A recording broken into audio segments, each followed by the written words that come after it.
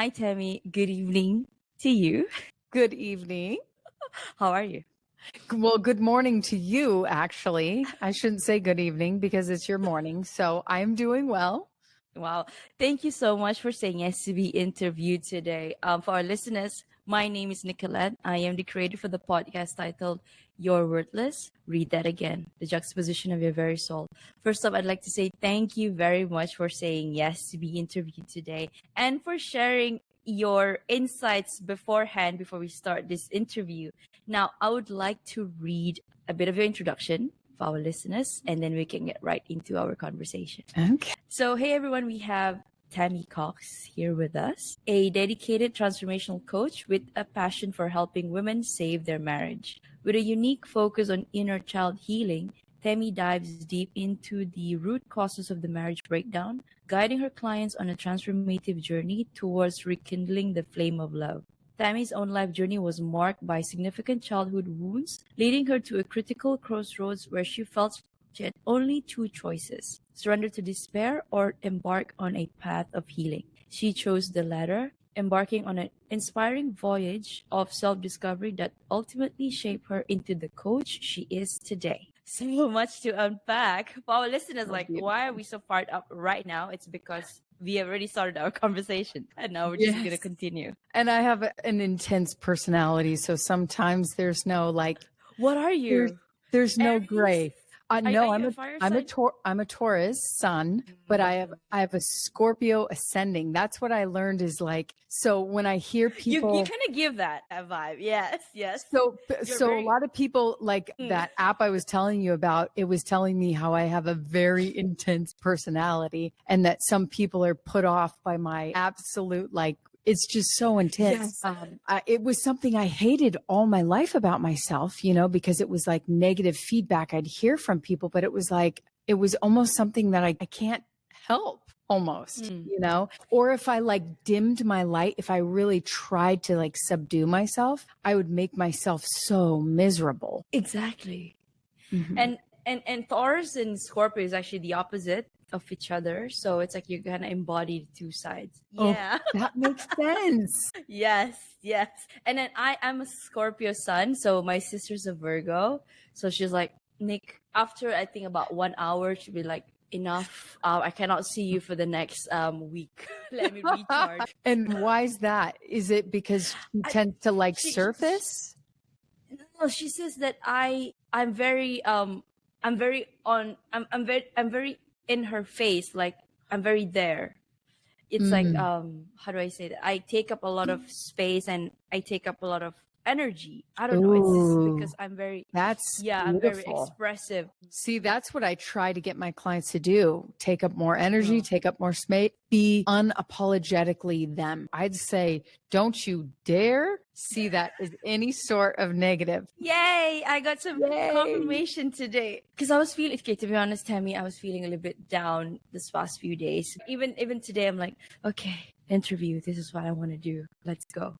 Because I just left my 9 to 5 2 months back, and I'm doing this full time and also hypnotherapy and going into coaching full time. So it's the transitionary period and the motivation. I know this is what I want to do, but then when you're in that corporate job, you have that routine, you have that sense of familiarity. Sure. Yeah. And and you almost trust that. You almost trust that more than you trust yourself to provide for yourself, right? Correct. Mm-hmm. And then now because I'm into astrology, the moon doesn't help. So it's So, but okay, we're here now.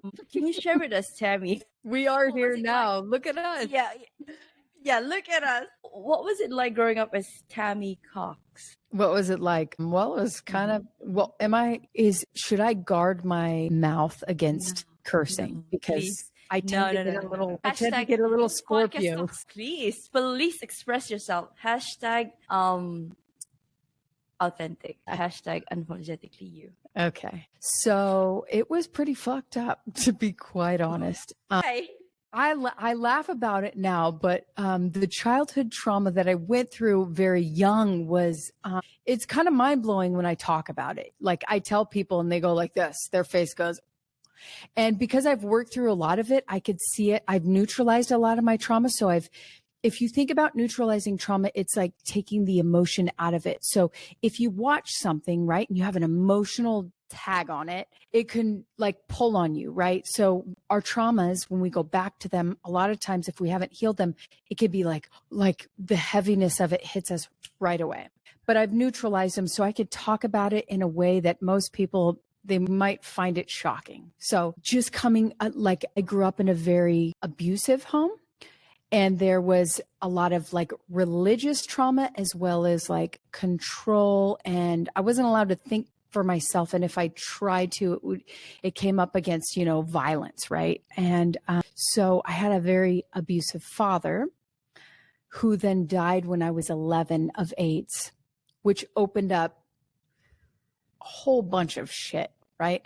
So I'd say to grow up as Tammy Cox was kind of a lot of shit. So that means when your father passed away and you found out it was actually because of AIDS, that like, oh yeah. You got to... Well, it was like I grew up in a family with lots of secrets, so I didn't even find out my dad had AIDS until about a month before he died. My parents sat us down. They were very, very religious, very dogmatic religious, where we didn't watch TV. We weren't allowed to do lots and lots of things that all the other, I didn't know what the music was. Kids would come to school with music and stuff. I had no idea what any of it was because I wasn't allowed to listen to it, watch it, none of it. And so I grew up in like this kind of highly religious bubble. And the day I found out that my father had AIDS, he started to like, he contracted full blown AIDS, and then massive guy, and he whittled away. I don't know how much weight he lost in that amount of time, but he aged like it looked like 40 years in 3 months. And so I don't know if you've ever seen someone die of a blood disease like that, but it's pretty intense. And as an 11-year-old girl, like, you don't understand death. You don't understand the finality of it. So when he died, it was very confusing to me. And then after he died, it was the secrets part where like everything started coming out. It was like, damn, my whole life was a lie. Like what was actually real? Because my dad before he became very religious, he was actually the very opposite. All the drugs, all the women, all the sex, like he was very promiscuous. He cheated on my mom. So he had this massive switch when, my mom was pregnant with me. So the guy I knew versus the guy that I heard about who, contracted this disease and did all these horrible things, there was like two different guys there. And I was left to kind of be like, well, who is this guy? Because also another part of it was I heard my whole life, oh, you're just like your dad. You're just like your dad. You're just like your dad. Because my dad had a big personality like me. He was larger than life. And I also look a lot like him. So people would tell me that all the time. But then I tied myself to this negative version of him that everyone was talking about. And so I'm like, I'm bad. I'm a bad person. I'm just like this horrible guy. And my dad scared the living shit out of me. He was abusive. The first time he hit me, I was an infant. And so basically when he died, I had relief. One side of me had a massive relief, and then the other part of me felt guilty that I felt relieved. And so I struggled within myself for many, many years. And this took me through my teenage years where I was just angry. I was effing angry. I was mad at the world. I was mad at God. I was wondering why I was alive. I was wondering why the hell I was going through all of it, And so that's when I talk about, that place I came to where I was like, I am not going to freaking live like this. I'm either going to take my life or I'm going to heal myself. It was the intensity of all that on me. And so obviously, I made the decision to heal myself, but the journey before that was very intense. I know it's a lot, right? I'm sorry that you had to go through all of that. Yeah. And for you to be here right now means that you've done a lot of work on yourself and now you're helping people. And that's the beautiful part of it. And I wanted to ask you, because for girls, right, for daughters, our father would be the first man, the closest man, male figure that we have in our life. So now, as you were growing up, you had some unresolved issues with your dad. So how did that manifested in your relationship? Ooh, this. Yeah. So now we're getting into it. In my line of work, we call the strongest limiting beliefs. So when we go back, when I take my clients back through to neutralize their traumas, what we're looking for is the command that was created. So when you're in a trauma, you're in a high state of negative emotion. What happens is there's a belief that comes in and boom, it gets stamped onto your subconscious mind. So what we do is we go back to the event and we look for that. Command is what we call it. And so my two dominant commands around men, when I went back through mine, were men hurt me and men aren't safe. So what kind of relationships do you think I attracted with those two beliefs as the dominant for men? Men that are like promiscuous, I would say. Yeah. Men that are abusive men. So yeah. So that was my life before I started my journey. Is I attracted a lot of abuse from men because that was my belief system. So the good news is you could change it. Like I say, with the work that I do, when we neutralize the event, when we find that command, it's like, it makes so much sense. That no wonder I've been attracting all this. No wonder. And so I never want anyone to feel like discouraged by it, because I feel excited when I help my clients find their commands, because it's like, ooh, look, we found little tiny stuck energy that's been, kind of running the show for your life, and we could change it. Right. So I never want anyone to feel discouraged, because by, digging in and extrapolating this little, it's not little because it runs the show. It's actually quite big. But when we find it, it's like, now we can really work on this belief system of yours. I have a question. Asking for a friend. I always know what that means. If you know, you know. So let's say so you come in contact with the person and then say you're ready to try, you're ready to love, right? And then you want to come into, when I say union, meaning just, be committed in a relationship. But then, so this person comes in with their armor on, and then you come in like, okay, you wearing your heart on your sleeve, and then there you go. And then something happened, and then that person kind of like stabbed this person that's wearing their heart on their sleeve. And then that person it's like sort of forced to put on their armor, and then the armor gets thicker than before they actually took off the armor before getting to know that person. And then right now, the person is starting to put the armor down, person A, but then the person B is like, I can't really trust you because you've hurt me the first time. I tried to show you the real me, in a sense. How do you navigate that? Well, here's the thing. Everything that comes to us is a reflection of our belief system. Every single thing that we see in our life is a reflection of our belief system. So if we can look at it neutrally, because a lot of people can't, they get triggered by the fact that I just said that. But if you could be open enough to be like, okay, neutral, right? When I do my work, it's completely neutral. We are not assigning a good or bad to any of this.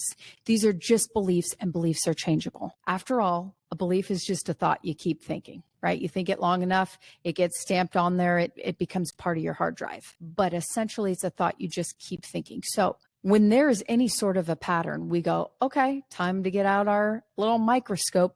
Tell me the first time you had this emotion. Tell me the first time. So if it's rejection, right? Betrayal was the biggest marking I had. I had to go back to the first time I felt betrayed. Of course, it went back to my dad, right? We got to neutralize those events. If we don't neutralize those events, then they still have a charge. You have to remember that your body holds all of the emotions that you haven't yet emoted. So think about it as a little girl. You went through all these things, right? And your parents, maybe they didn't do this, but a lot of parents do this, where they train you out of feeling your feelings. Don't cry. What are you crying about? I'll give you something to cry about. All these things that we say to kids, right? Instead of being like, hey, let me help you work through your emotions. So what do? We stuff that emotion deep inside of us. We stuff it.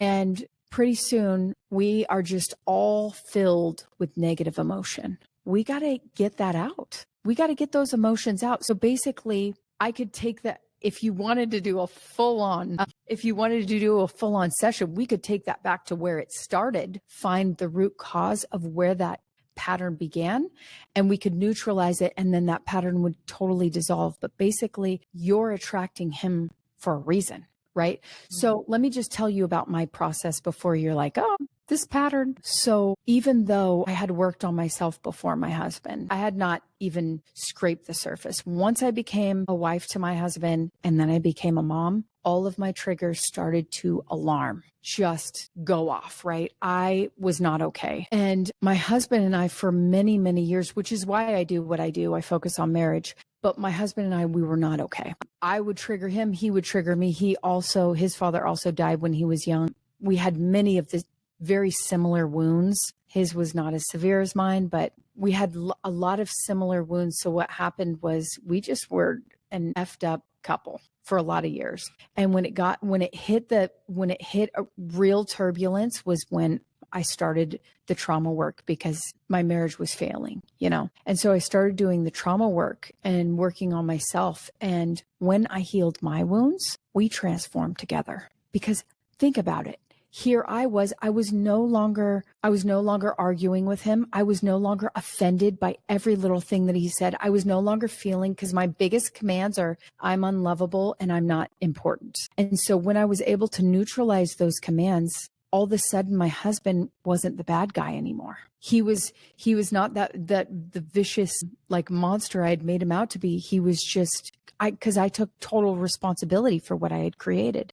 And so then we were in this neutral space where our relationship completely changed. I was softened. I was not super sensitive, where everything he said, I was like, oh, you don't love me anymore. So by me changing, he changed. So I firmly believe that it's our perception that needs to shift and change. Trust can be built back. Of course it can.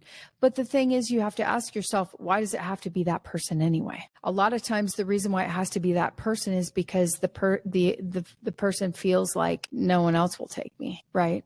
But it's like, if you're so filled with yourself, you know that you're so freaking worthy, absolutely worthy to the core of your being, then like love will just attach, like you'll be a magnet, not just males, but females and kids. And you will be like a magnet to love from everywhere and everyone and everything. So it's really just about, love is everywhere available to you. Are you able to let it in?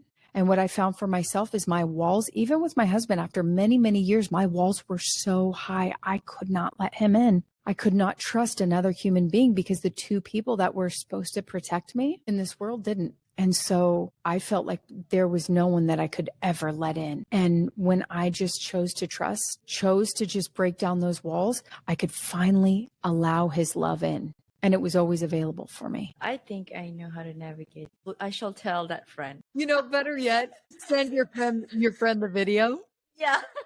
Will you please do your friend a favor and send them the video? Oh gosh. Tammy, so what inspired you to create the Reclaim Your Marriage program? And how does it differ from marriage counseling or seeing a therapist? Oh gosh. Well, I don't believe that counseling, or I'd say talk therapy, doesn't work, because there are different kinds of therapy that absolutely work. But like basic talk therapy, it's been proven now, it doesn't do anything for us. In fact, it does more harm than good. So two couples that are struggling go to marriage counseling. Oftentimes they're just rehashing all the surface level stuff. They're not getting to the root cause of the problem, which, as I just kind of discussed, goes back to our childhood. So it's really an individual game. So I work with just the women to work on themselves, to do the inner work that I did for me that transformed my life. So I don't believe that couples counseling works, at least not most of it. In fact, the last time I looked at the statistics, it's been a while, but the divorce rate is high for couples that actually go to couples counseling. So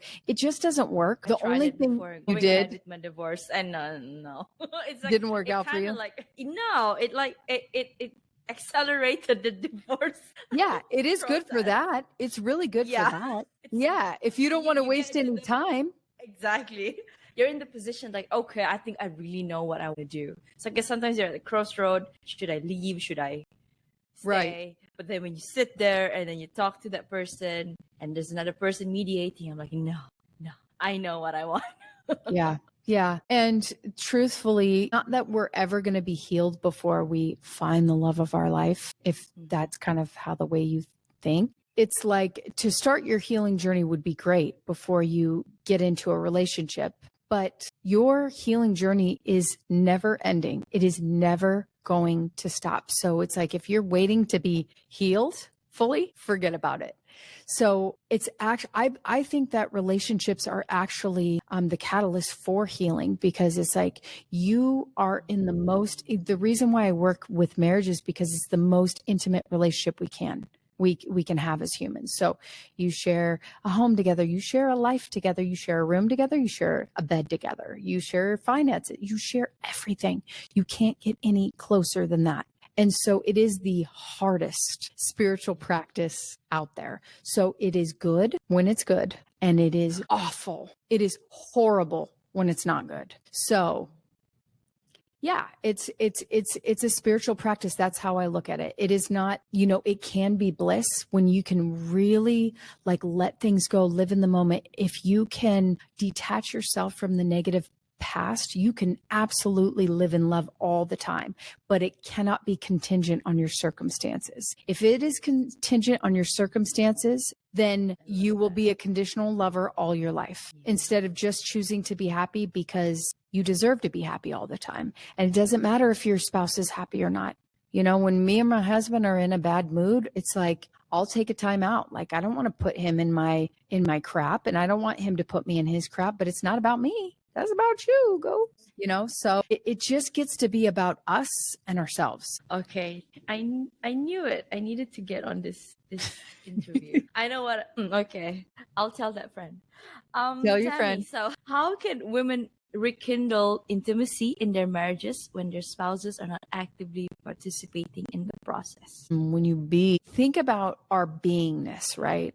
Like when you're in the presence of someone who's powerful, loving, gentle, kind, think about when you're in the presence of someone like that.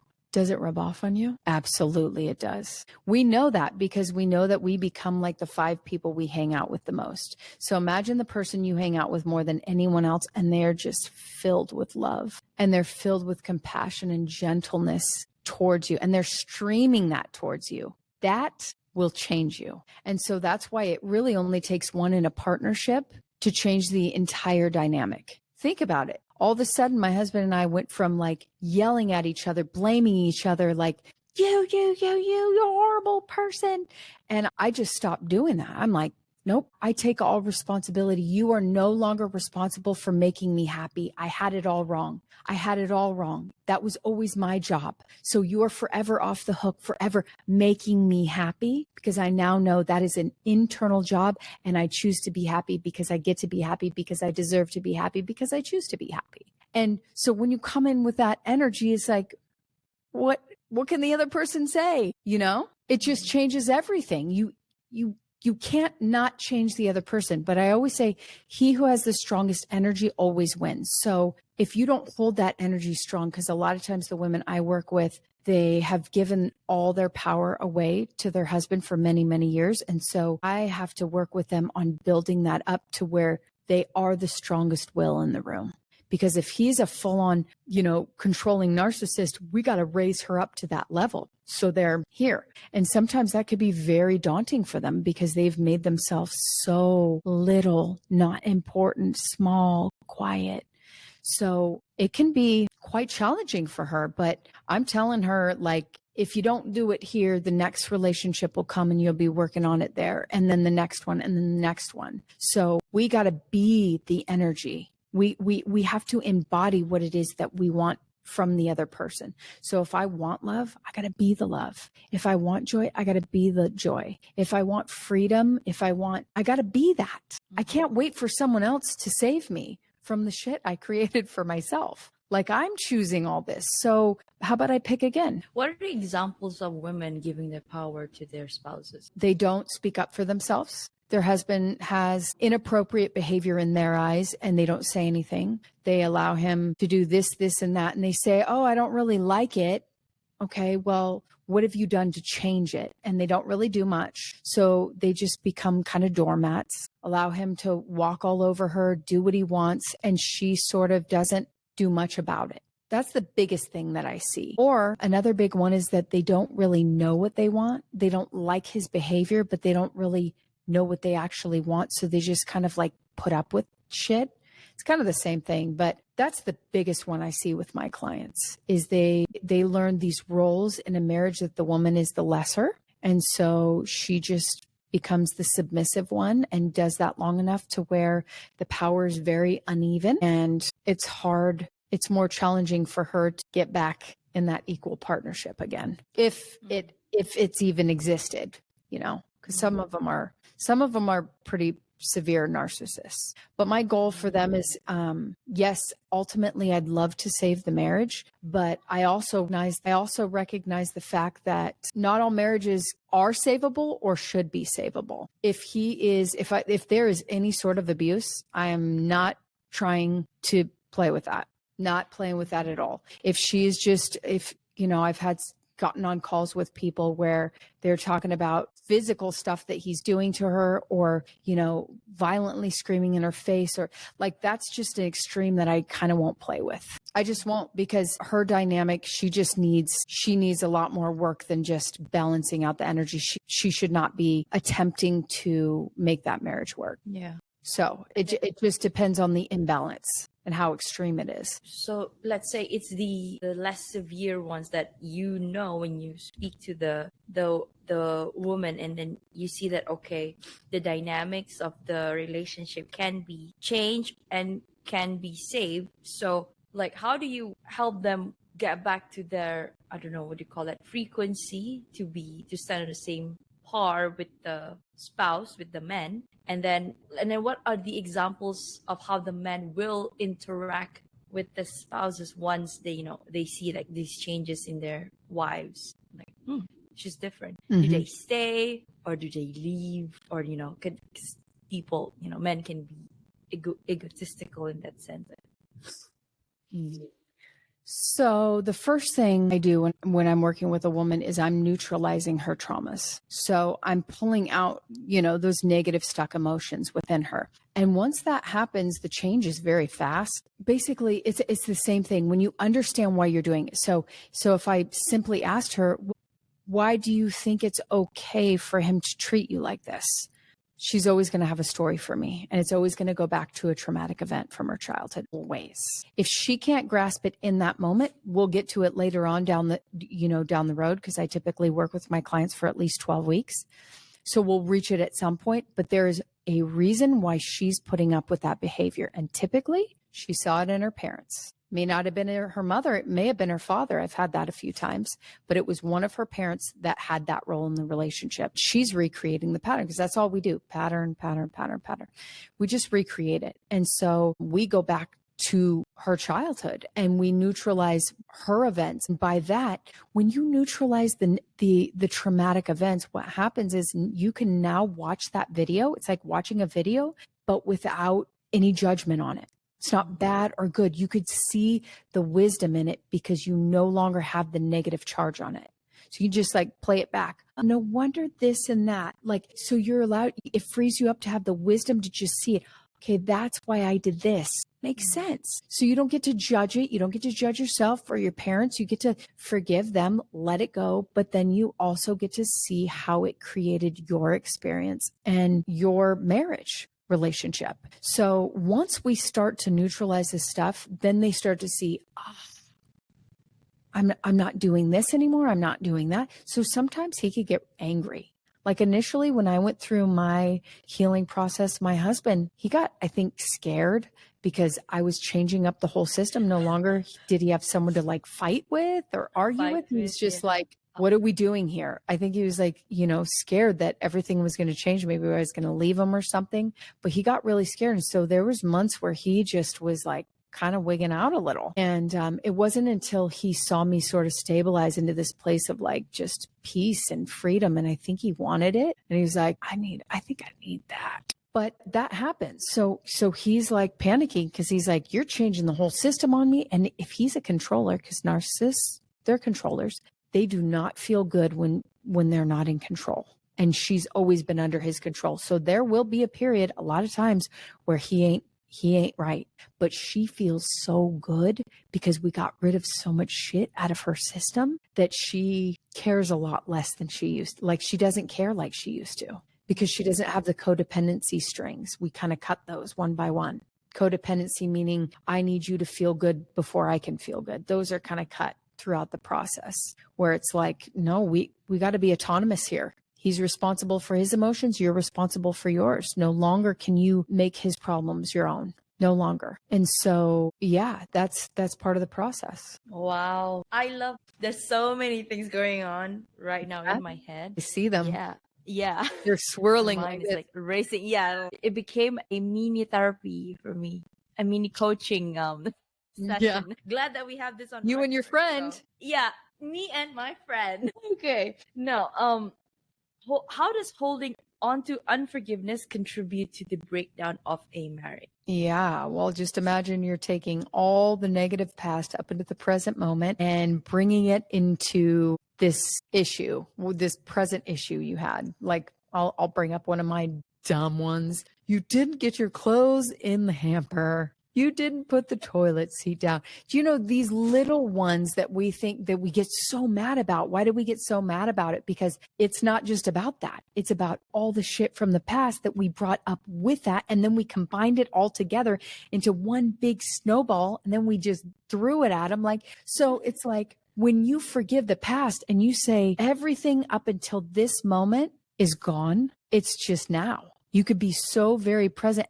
There's no issue in the present moment. Like, what is it? There's nothing. It dissolves all that. So when we break up with the negative past, it now opens us up and frees us up to the present moment and what's real and what's good and what's juicy and what's loving. So like one of the big parts of my work with anyone is forgiveness. We have to let go of the past. We have to, in order for us to allow for all the love that we desire to come in. Why is it so important to understand the identities we hold for ourselves? The identities, so it goes like this. Within our identity is all of our belief systems. So it goes, identity creates the belief creates the thought creates the emotion, and the emotion creates the results or the circumstances of our life. So if we want to look at the results and say, ooh, I don't like what's happening here, we got to take it all the way back to the root cause, which is the identity, right? And through the identity forms all of our beliefs, therefore our results. So if we don't take a look at our identity and say, how do I identify myself? Then we can't really change our results. Not really. Not on that root level. So, like I just used to believe that I was dumb. I was not important. I'm unlovable. If that's who I believe myself to be at the root cause, I couldn't let any love in. I couldn't let any love in because my identity said that I was unlovable. So people would tell me, oh, I love you. And I'd be like, it's impossible. You're a liar. Don't trust you now. They were just telling me they love me. I couldn't let it in because at the root of my identity, I didn't believe I was lovable. So if you're not willing to look at the identity and say, okay, there's a reason why this is my pattern. What's the belief I'm holding about myself? And I don't change that belief on the identity level, then my results can never change, not permanently. They can change, very briefly, but it can't be a permanent change. Back to the old feeling. Yeah, because the feeling comes from the thought, which comes from the belief, which comes from the identity. So we have to treat it on the root basis, or it's the same with a lot of talk therapies. We're just hanging out at this like surface level of like all of our shit, all of our really deep shit is like an ocean. It is like so freaking deep. And we just want to hang out up here and think we're going to really make some results happen for ourselves. It's not going to work that way, guys. Like we are like a computer. Our programming is set. Our first programming comes in the third trimester of pregnancy. Third trimester, boop, you get your first little program setting. And then for the first 5 years, you are completely open. You don't have the higher faculties of mind. So what happens is you are, how they say you're like a sponge? You literally are. You have no ability to reject information. So when your parents say, oh, you're dumb. Oh, you're good for nothing. Oh, you're this, you're that.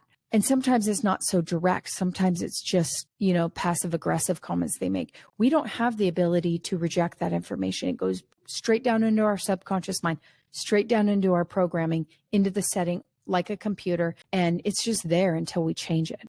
And it can be changed, but we first have to acknowledge that it's there. It's not going to change on its own. Deep stuff, sister. Deep stuff. Yeah, deep. We're going into the ocean today. And I don't know how to swim, Tammy. So you're lying. I'm going with my float. Why don't you know how to... Two things in life that I don't know how to do or perform. That's like swimming and... When are we gonna start? Like, I actually am going to the US in the next few months for the first time, so perhaps. But Arizona is... How far? I'll teach you how to swim. California. I taught all three of my kids how to swim. I'll teach you too. I had a phobia with swimming before. You must have died in a past life from drowning then. Maybe, but also my grandma, we all went to the beach, and then he sort of like let me go, and then I couldn't my feet, I couldn't feel the what do you call that? The seabed, the bed, right? And then I was like frantically, and then I had water here, everywhere. So I'm like, never again. So since you made a decision in that moment. What was it? Never again. Okay. You were just waiting to catch me. See? Never again. Yeah. I can try again. Because I had those times too when I was a kid where I almost drowned. My sister like pulled me up one time and several times in the ocean, but I kept doing it, right? And so the fear dissolves when we do it, right? Right. The fear dissolves when we do the thing anyways. We're going to feel the fear. This is what I tell my girls. My girls don't want to try anything new because of the fear. I'm like, you're going to feel the fear, but you're going to do it anyways. And then the fear dissolves. That's how it works. So I'm going to challenge you to learn how to swim. Okay. Okay. You can do it. You can do it, Nick. You can do it. You got it. I'll keep you updated. Promise. Oh gosh. Wow, you made me promise in front of the listeners. Okay. Promise. In front of the listeners. Okay, Tammy, so what is next for you? Gosh. Well, I have lots of passions. One of I love speaking. I love teaching. I love speaking. I love working, with my clients in group settings, but I also love being in front of a live audience. That's kind of like my favorite thing to do. So now that our COVID thing is over, like I really want to take this into like stages. And I'd love to, because right now I just kind of work with women, but I'd love to come up with a piece of my programming that works with men. Because now I have my clients that are like, my husband wants this.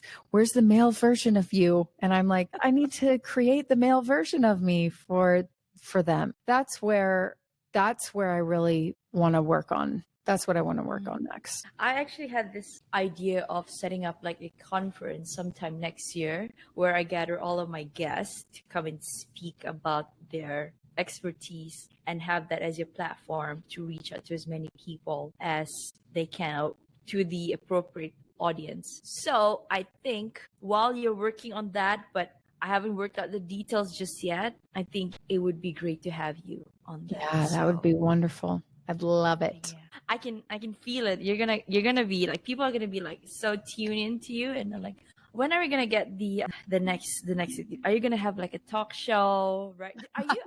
Do you have a podcast? You should. You think so? Yeah, you should, Tammy. Like, I feel like I'm the guest right now. I can see like how prepared you are with your mic, with your outfit, your hair. I love it. I love it. And the energy. This is all my husband. The setup is all my husband. He does all that side to my business. He runs like my ads. He does my funnels. He does all the other sides to my business. He sets me up here. He does everything. I am just this. I'm just the face of the business. He does everything else. Like he's my manager. He does it all.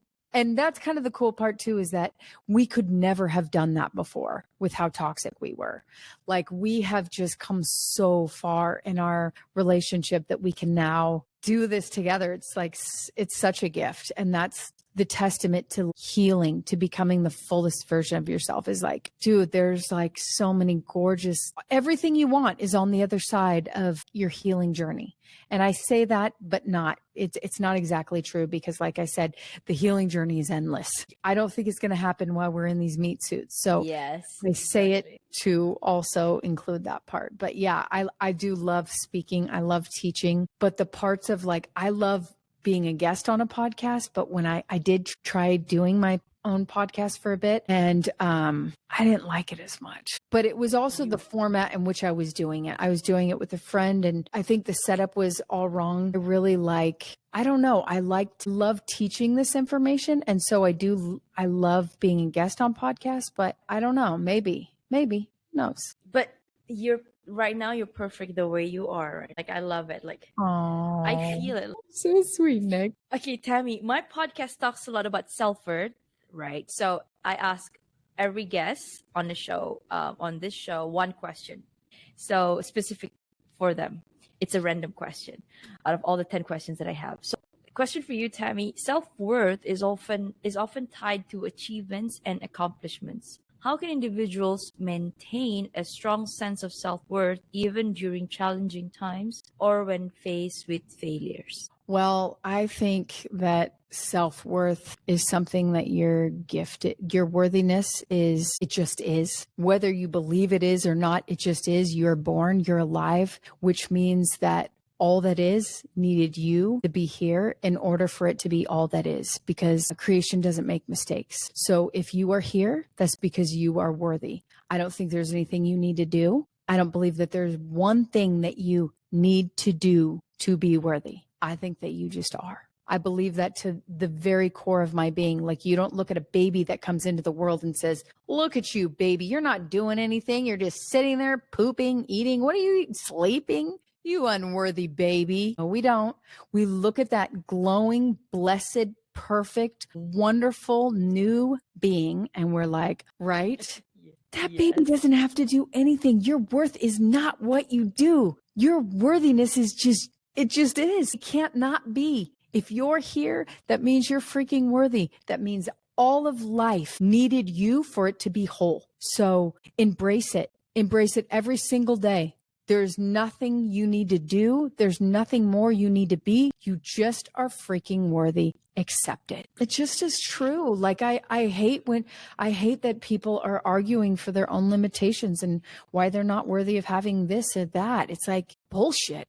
Have you been spoon-fed? I'm worthy to be speaking to you today. Right? What is your heart's greatest wish? My heart's greatest wish is that everyone would choose to heal. Everyone would choose the healing process, because a lot of people don't, simply because changing is hard. It goes against our ego's desire to stay alive, basically. But the biggest part of ourself is the spiritual aspect of who we are. And that's the part we haven't gotten into at all. But it's like the spiritual aspect of who you are is what remains after you leave this suit, after you leave the meat behind. The spiritual aspect of you is, so if you choose to heal, you're healing for your lineage. Like for me, I'm healing for my kids. I'm healing for my parents. I'm healing for all the generations to come.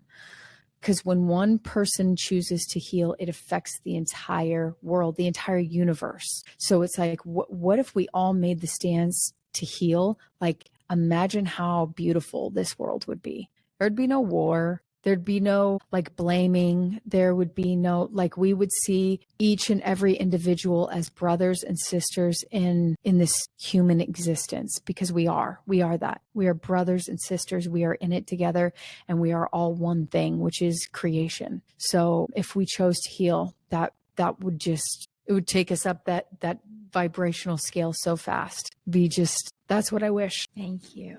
Do you have a mantra that you live? Yeah, there's one thing I say. I kind of already said it to you, but I'll say it again. I choose to be happy because I deserve to be happy, because happy is my set point, because I choose it. I choose to be happy because I deserve to be happy. And I say that over and over again because it reminds me that I'm in control of my own emotional state, that I get to choose what I'm going to feel based on what I think, and I'm going to choose it on purpose. So that's kind of my mantra. And I like it because it's not too deep, because sometimes like if it gets too deep, then we just don't believe it. And then our ego wants to fight us on it. So that's kind of like an easy one. Like, I just choose to be happy. I want to be happy.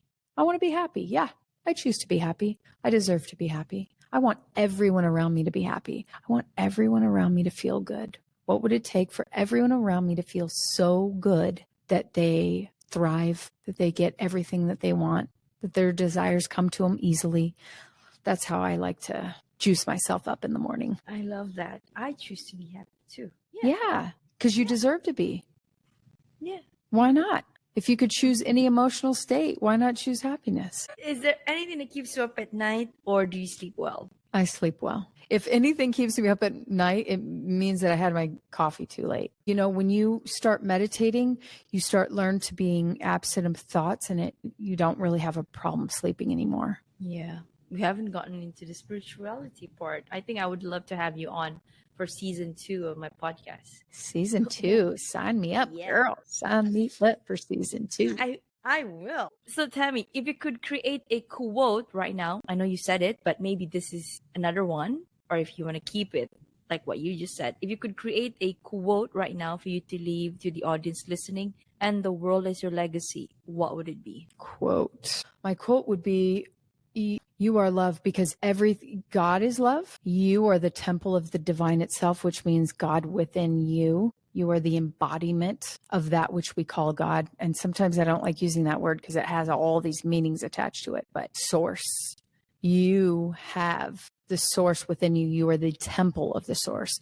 And the source is love. And therefore you are love. That is what you are. You are liquid love, pure, potent, juicy, flowing love. So that would probably be it. That's what I could provide you like my link tree, which has all of my socials attached to it, Instagram. And then I have saveyourmarriage@gmail.com. It's saveyourmarriage, I think, gmail.com. Like I said, this is my husband. Yeah. The first thing that came to mind, I think that your husband would know. You gotta ask him. Enchilada. Yeah. He knows all the stuff, but he usually provides like my link tree, which has everything attached to it. Like I usually provide my mini course that has a couple short videos on there that would be helpful. But you know, if someone is struggling in their marriage and they need some help, like reach out to me.